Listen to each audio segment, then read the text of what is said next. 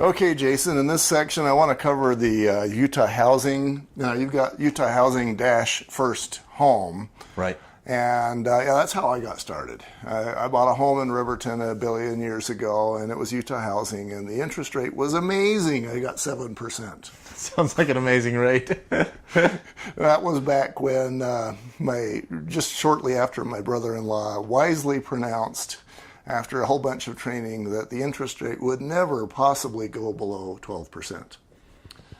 And so I got this amazing 7% loan.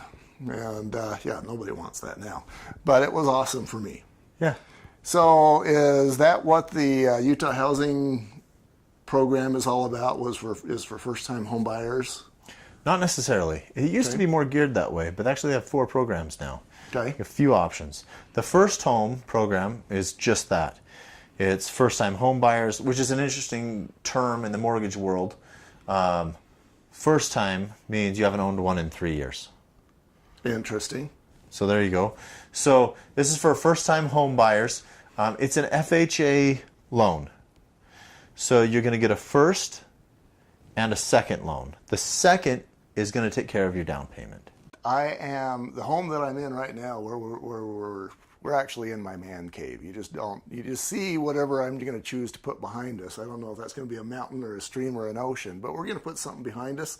But we're in my man cave basement right now, and I am renting this house. And I've been here for 2 and some change years, so after I go 3 years, you're saying I could become a first-time home buyer again. Right. You would be a first-time home buyer. And I would pick up on some better rates because I'm a first-time home buyer. Yeah. Not necessarily better rates across the board, but as far as Utah housing goes, yes, you'd qualify for the first home program. So it's got a credit score limitation of 660. You got to be over that. All right. The second mortgage, you go up to 6% of the first. So this can cover a lot of the costs associated with the loan. Mm-hmm. Utah housing loans cost a little bit more to process and get done than a traditional FHA. And the interest rate is typically a little higher. It's set by Utah Housing. You can check it anytime, utahhousing.org. So it'll post the rates for all the programs right online. It has the guidelines. They're all right there. So they've got the first, the second, the minimum credit score. They've got a household income limit. Mm-hmm. And so if you have 1 or 2 people, you're at $49,900. If you have 3 or more, you're at $59,900. That's another household income limit, kind of like USDA, where they want to know how much the household is making. Right, so the interest rate on the second is not posted online. It's always 2 points higher than the first. And Utah Housing is very particular about rentals. You can't rent any part of the house out. And so it used to be that they wouldn't allow second kitchens. Not at all. But now they actually will allow them. So if you have a kitchen in the basement or something like that, the house you want to buy, that's just fine. But it can't be a rental. So if the MLS listing says, hey, this is a rental, the house is out.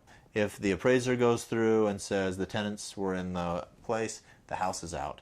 Or if there's a second meter or zoned as a rental, duplex, then the house is out. The other thing is during the life of the loan, it can never be used as a rental. So if you want to buy another house, you can qualify for a conventional loan or another FHA or a USDA circumstantially. But if Utah Housing finds out you're renting the house, they can put in a recapture or call the loan due. Okay, so what about maybe a mother-in-law apartment? Because now, again, we're getting into gray zones. The mother-in-law would be okay, but somebody who's not the mother-in-law would not. Is that correct? Determines on if they're paying rent or not. If you charge your mother-in-law rent, you're out. Okay, so it's really about the rent, which I'm sure is hard to prove. Right, right. One thing, this is a Utah program. They would have access to your tax returns, and that's typically how they bust people if you're declaring rental income on your primary residence or on the home that you have the Utah housing loan on. That's how they see it and instigate repercussions. Okay. All right. Remind me not to charge my mother-in-law next time I do this. Okay. Anything else? No. We'll hit home again. Home again. Be right back.